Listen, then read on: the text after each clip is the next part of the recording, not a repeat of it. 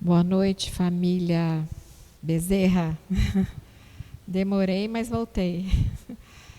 Nós estamos aqui com o propósito de estudarmos o livro Pensamento e Vida e vimos trazendo essas lições cada vez que encontramos vocês.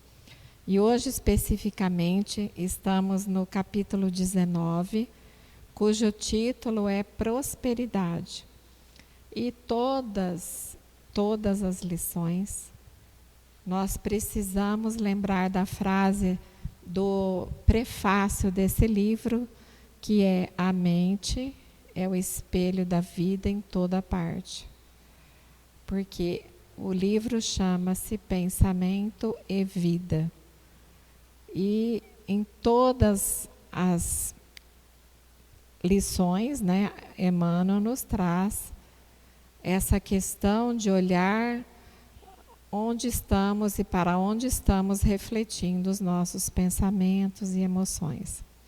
Então, prosperidade, buscando no dicionário, nós encontramos que é um estado de quem é ou se torna próspero, né? Então, uma grande produção, por exemplo, de produtos, de alimentos, de bens. A gente pode entender prosperidade como abundância, como uma fartura.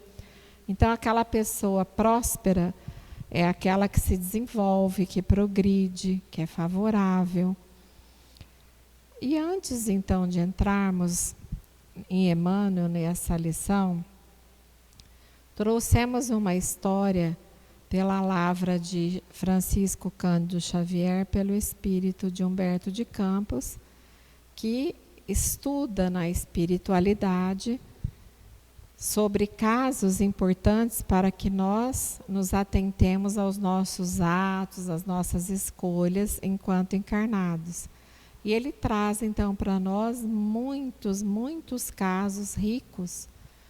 E dessa vez, então, ele nos traz o caso de João Finisterra.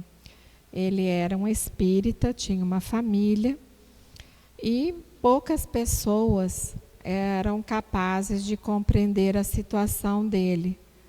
As pessoas até mais pacientes e conformadas do mundo não conseguiam entender aquela situação pela qual ele passava. Ele tinha 7 filhos, rapazes e moças, e esses filhos eram muito folgados. E Finisterra não encontrava o apoio moral necessário, nem o auxílio material de nenhum deles, principalmente da esposa. E isso, imaginam, 8 pessoas contra 1 fica difícil, né? Na matemática aí, ele estava em desvantagem grande. E ele então usava uma roupa surrada todo dia, ele mesmo engraxava os próprios sapatos. E nunca ele mostrava uma atitude de intemperança, de cólera, de raiva. Sempre a atitude dele, apesar das circunstâncias, eram atitudes seguras, serenas, resignadas. E ele então recebia um ordenado mensal na condição de uma função administrativa de um escritório importante na cidade, mas o salário chegava em casa e evaporava. Parecia uma pólvora que jogava no fogo. Mas onde ele encontrava o consolo e a compreensão para que ele sempre estivesse com serenidade e conseguindo lutar diariamente contra todas essas adversidades? No espiritismo cristão. Se não fosse isso, talvez ele não tivesse resistido. E a família nunca aceitava de bom grado as tendências espiritualistas dele. A família não participava com ele, né, das atividades da casa espírita. E era como se fosse um abismo de incompreensão entre ele e o restante da família. Ele era uma pessoa humana, portanto, ele não era insensível e não era indiferente. Ele sofria, ficava triste, se recolhia, às vezes ficava com raiva, mas ele não explodia, né? Ele transbordava de dedicação e de renúncia num carinho fraternal e paternal para com a família, para com todos com os quais conviviam com ele no centro espírita e mesmo no escritório. E o caráter dele era íntegro, uma pessoa nobre, sincera. Ele não aprovava, portanto, de maneira alguma, essa vida irrefletida e irresponsável de seus filhos, principalmente com relação à vida social que esses filhos escolheram. E esses filhos, nenhum deles encarava responsabilidade, trabalho, compromissos. Passavam um dia no leito, esgotados. Com certeza, naquela época que foi escrito esse livro, não tinha celular. Se fosse hoje, eles estavam enfiados dentro do quarto no celular, né, navegando ou então jogando. E essa situação se perpetuava. E à noite, eles colocavam as melhores roupas, iam a festas elegantes, cassinos, nos pontos chiques, né? E à alta madrugada, logo quase pela manhã, eles regressavam embriagados, cansados. E a princípio, Finisterra tudo fez no intuito de remediar essa situação. Trazer uma consciência para esses filhos. Procurava impor-se com energia, mas com ternura, com autoridade, mas não afetava as pessoas, não prejudicava, não alfinetava esses filhos, né? Não jogava na cara, enfim. Mas ele era uma pessoa que tinha autoridade moral para isso e trazia com energia. O que acontecia, no entanto? A dona Mariana, sua esposa, comprometia todo esse trabalho dele, porque essa mãe, apesar de ser uma mãe dedicada, com a sua ignorância em relação à educação dos filhos, inclusive a questão da espiritualidade, apesar dela ser muito afetuosa, ela desmerecia esse marido, né? Então, ele falava, exigia e conversava com os filhos, e ela desautorizava o marido. E isso é gravíssimo, né? A gente sabe disso. Porque, na verdade, ele chamava atenção, mas ele não era rude. Ele tinha que chamar atenção como pai. Era o dever dele como pai.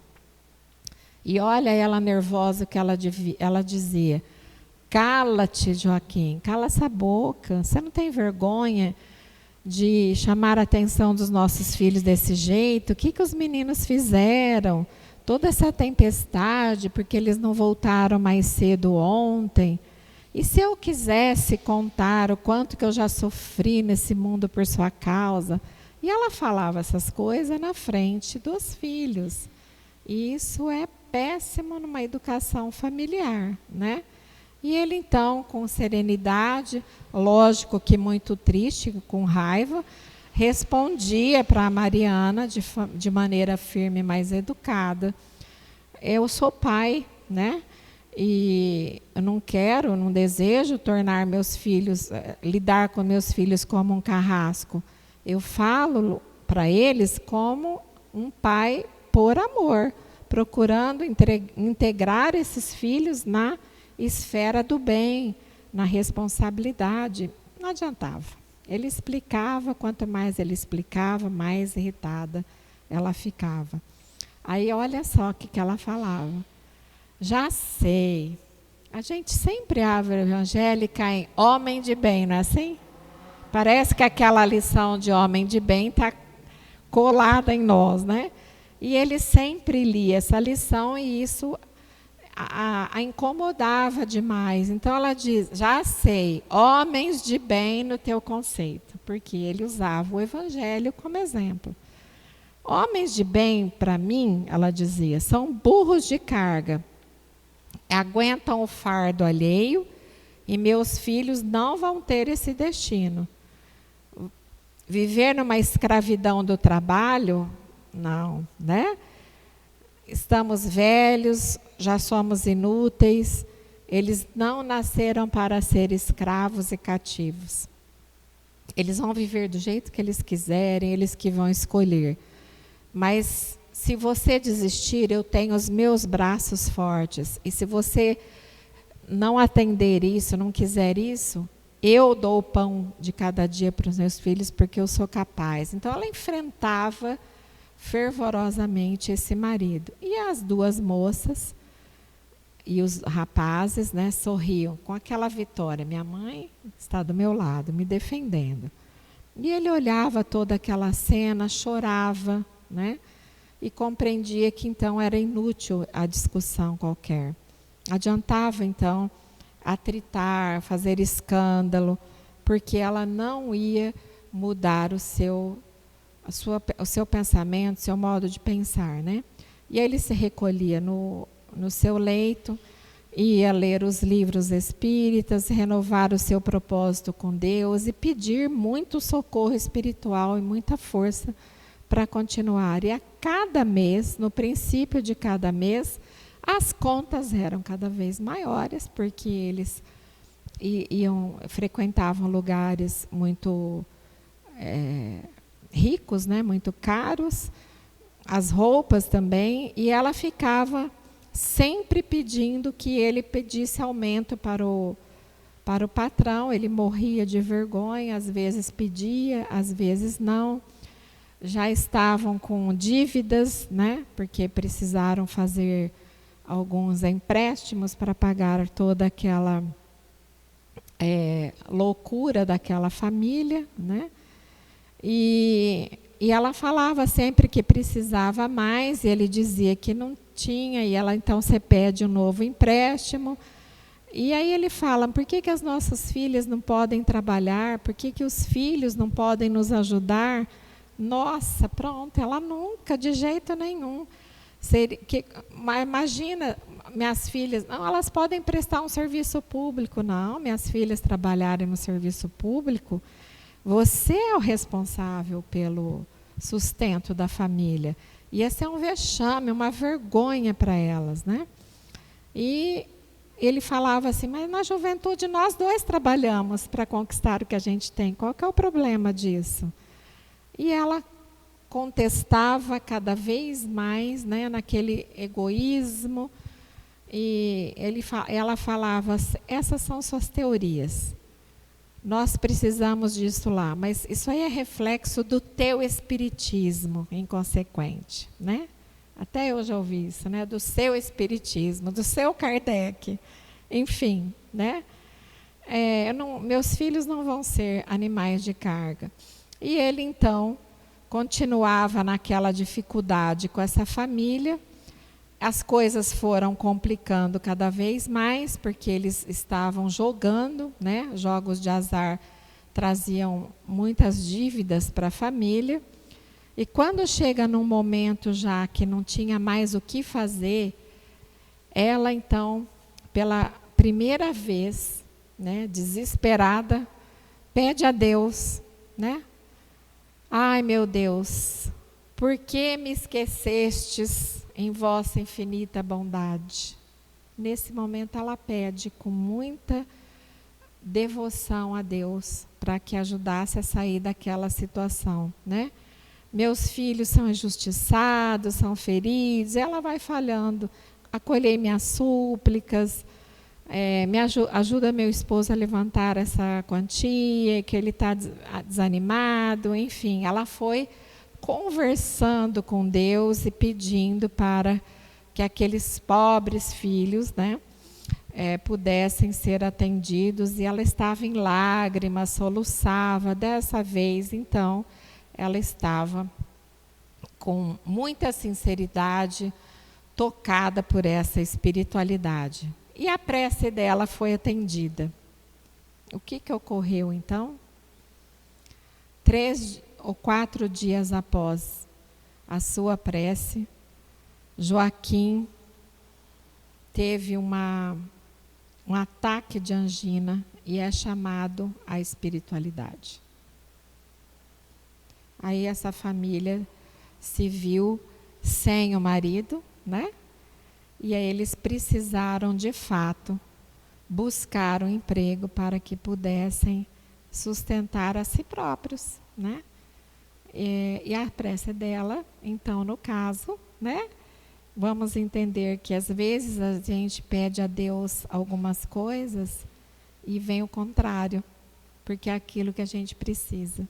Sempre Deus vai nos prover com aquilo que necessitamos.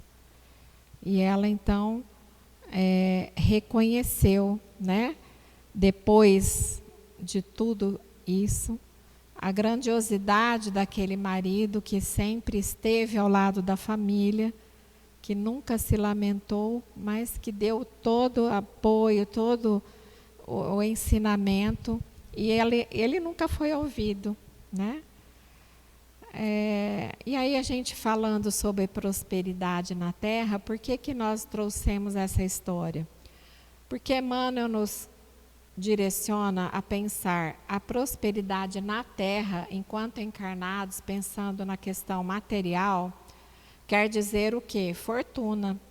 Eu vou buscar essa felicidade amealhando bens, com muito dinheiro. Então, grande parte das criaturas almeja posse, pleiteia autoridade, domínio, relevo social, precisa estar em ascensão. Então, as pessoas normalmente gastam muitos patrimônios, uma vida extensa, né? Anos de sua vida, da existência enquanto encarnados, para conquistar o quê? Bens, prestígio, poder. E não falta quem surja na disputa, estudando forças ocultas, né? Porque isso é muito comum, a gente vê hoje tantas propagandas, olha, faça isso, pensa aquilo, que o dinheiro chega, enfim, né? Quantos milagres as pessoas não prometem para que o outro, que está nessa busca, incorpore aquela ideia e passe a agir daquela forma. Então, são milhões de criaturas que vivem hoje a caça desse ouro e dessa predominância, com o mesmo empenho de antigamente, que ele traz aqui em Emmanuel, para nós pensarmos. Vamos lembrar lá dos homens primitivos, né, que caçavam e pescavam para a própria sobrevivência. E aos poucos eles foram entendendo que quanto mais eles tinham, mais eles eram valorizados. E esse sentimento, então, de poder e de conquista foi se impregnando no ser humano e ele perpetua até hoje. Começou ali, né? Aprendizado simples e se entregam, então, até hoje a essa busca desenfreada. Então, na procura desse ou daquele valor da vida, porque nós estamos falando em valores, né, da vida, nós mobilizamos, direcionamos energia mental, constituída o quê? A base de emoções e desejos. Então, aquilo que eu sinto, eu penso. E aí eu direciono os meus pensamentos. Então, Emmanuel nos diz que esse espelho do coração, vamos entender que o coração seja a sede das nossas emoções, porque quando nós temos um ataque de ansiedade, é aqui que vai balançar, né? Você sente saudade, parece que é angústia, parece que é tudo aqui. Então, vamos entender aí que talvez o coração fosse essa sede das emoções.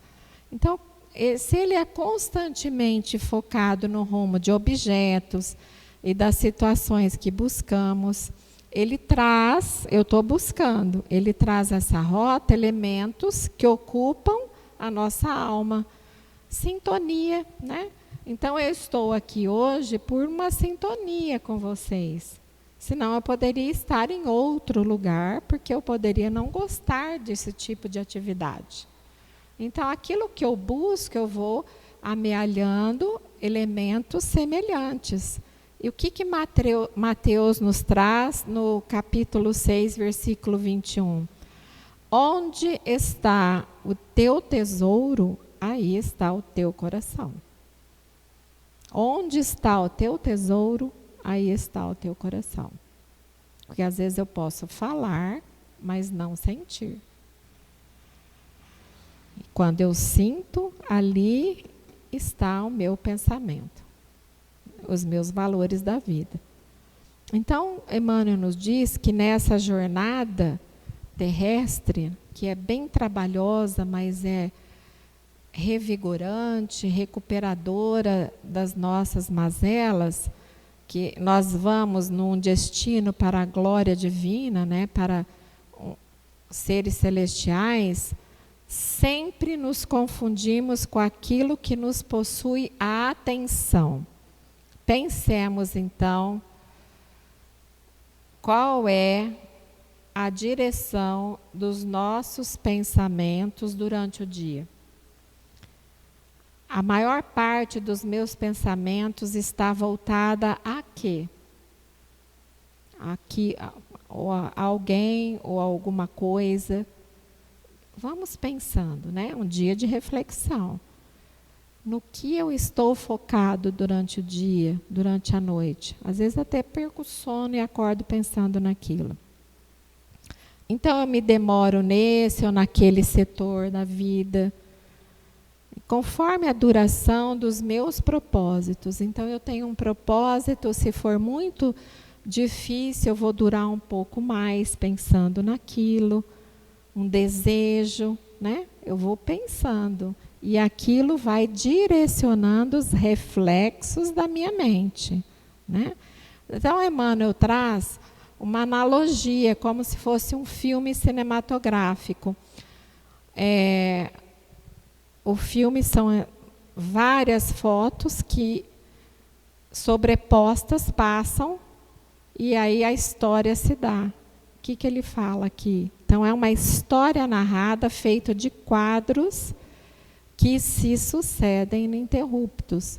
Se você for, então, agora fazer uma história da sua vida, você vai pôr em quadros que você lembra das fases e vai passar rapidinho e falar, nossa, olha isso, é minha vida. Você parou, você fez mais quadros em relação à infância, à juventude, a tal situação que você viveu. Então, assim, você demora mais tempo ou não, de acordo com o seu propósito, com a sua vontade. Então, a experiência que nos é familiar, nessa ou naquela fase da vida, constituem-se o quê? De reflexos repetidos, porque eu vou sempre falando e pensando da mesma coisa enquanto eu estou vivendo aquilo. Às vezes tem pessoas até que são assim inapropriadas, né? Falam tanto daquilo que você fala assim, eu não quero encontrar fulano, que vai falar de novo, não é assim? Da mesma coisa. E eu posso estar vivendo uma situação dessa, né? Sendo inconveniente até com alguém. Porque eu fico tão fixado num pensamento, num propósito, que parece que eu não consigo pensar mais em outra coisa. E então, nossos sentimentos, estou pensando, estou sentindo, eles geram essas ideias contínuas com imagens, com esses quadros, que vão plasmando o quê? Os temas da nossa luta, da nossa vida. Olha só, então se eu estou plasmando ideias com quadros de figuras, e isso é repetido, será que os nossos companheiros e parceiros espirituais não têm acesso a isso? Com certeza. Eles têm acesso a isso o tempo todo.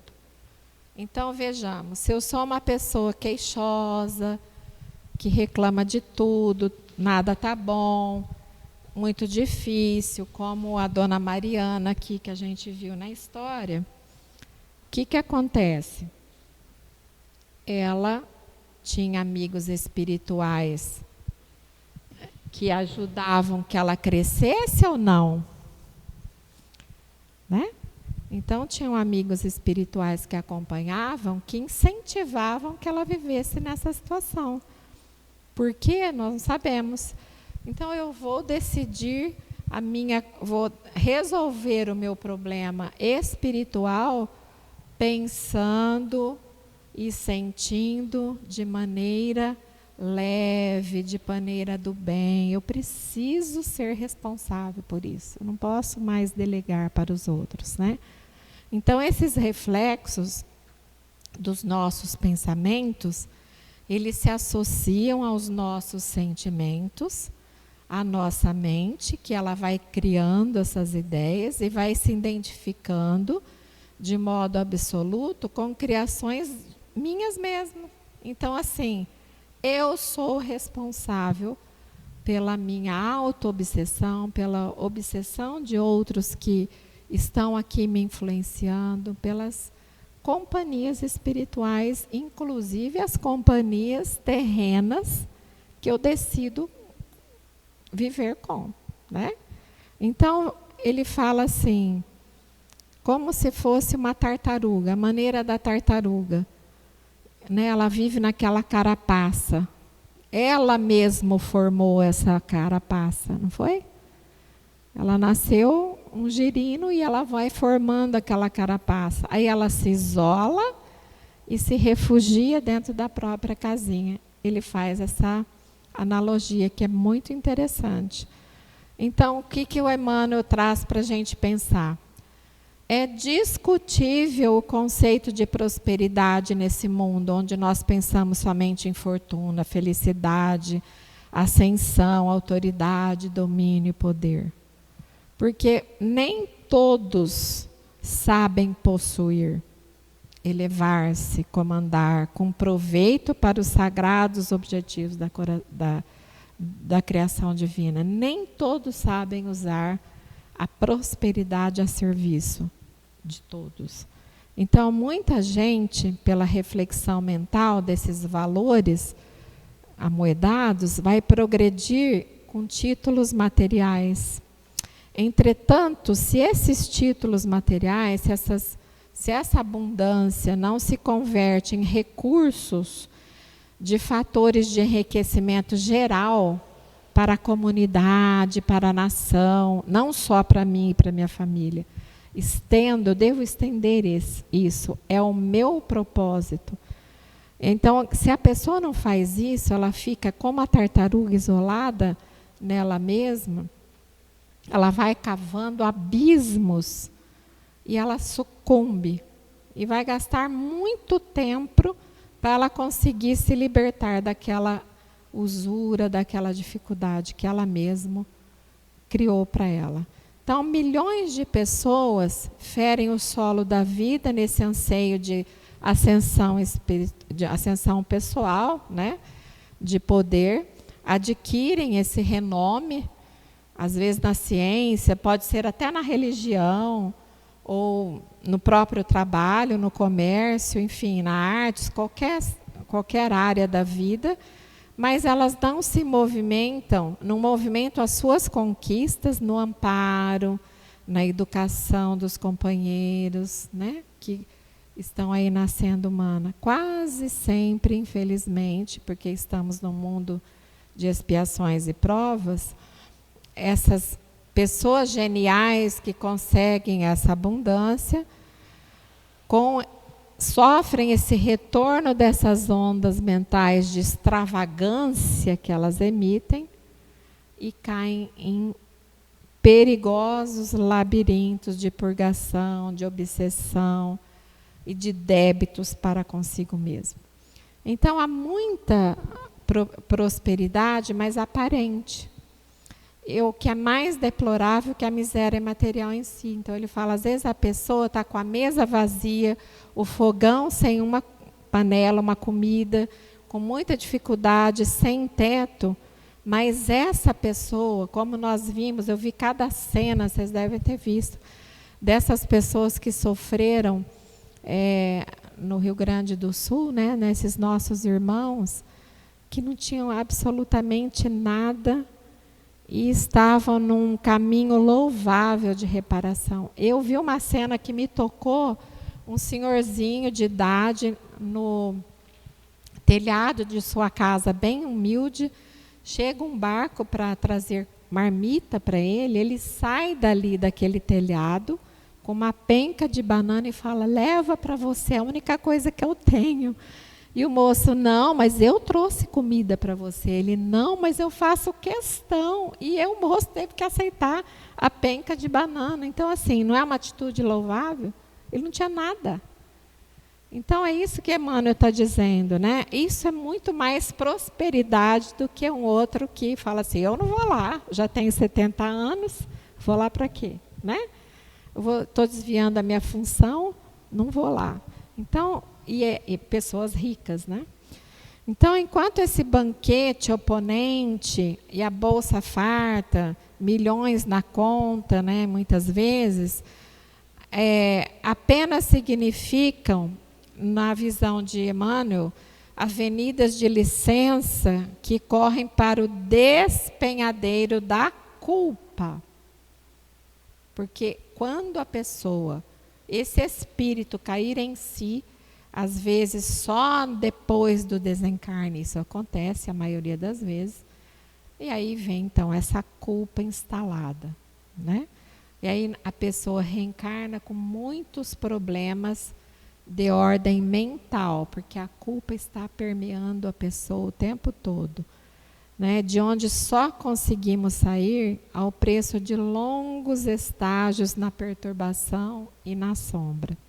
E Deus? Por que será que Deus permite, né, o progresso das pessoas maldosas que não sabem usar essa prosperidade?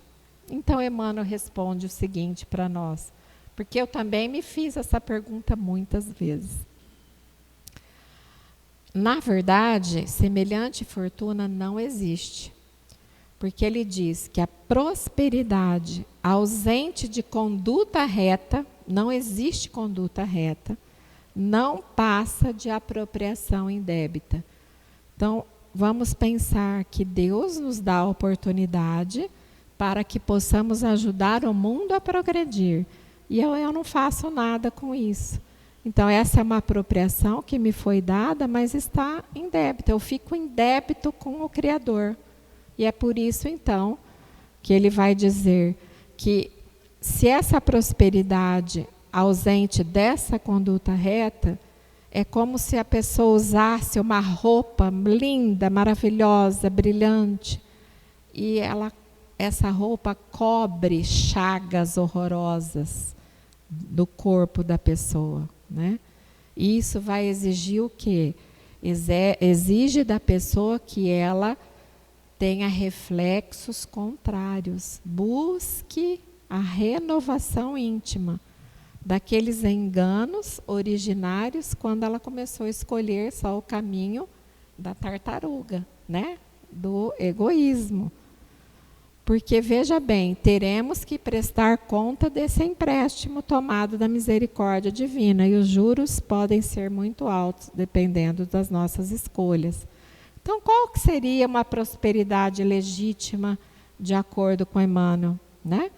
Então, ele fala assim, essa prosperidade legítima, ela se expressa em serviço de cultura, de trabalho no bem, amor, retidão, e confere, então, ao espírito o reflexo dominante da luz.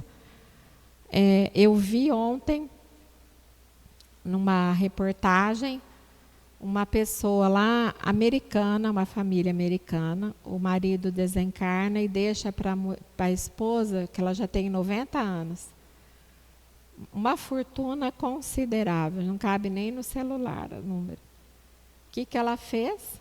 Foi lá e doou toda a fortuna para a universidade, para as pessoas que não conseguem pagar. Não é uma prosperidade legítima? Então, essa pessoa está em sintonia com Deus, com o Pai Criador, ela poderia usar para ela. E quantos não fazem isso no anonimato, em qualquer situação? Há muitas pessoas que desenvolvem doenças na família e decidem investir toda a fortuna, toda a prosperidade da família para buscar a cura daquela doença. E é muito interessante isso, né? E aqui mesmo, né, eu tenho parentes que fizeram isso.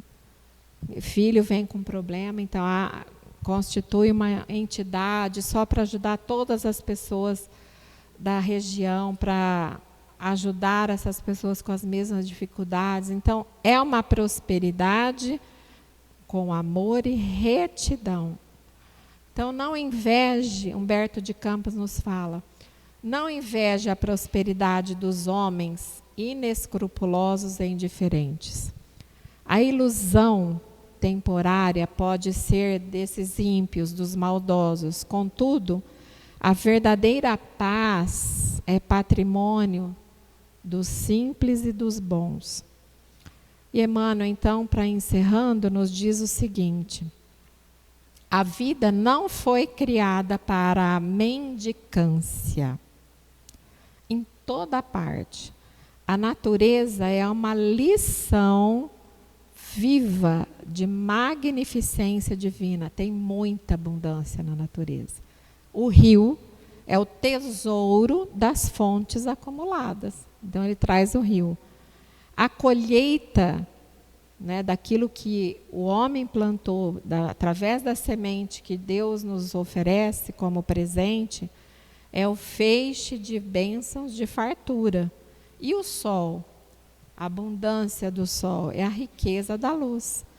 Mas a fonte cresce para servir sem distinção. O sol fala assim, não vou, eu vou só aquecer os brancos, os negros não. Oi? Não tem distinção. Né? A fonte do rio descedenta a todos. Então, aqueles grãos, né, valiosos para o sustento da mesa, o sol, ele nutre todas as formas de existência, desde os animais a qualquer pessoa viva. Então, Emmanuel nos diz, foge da usura,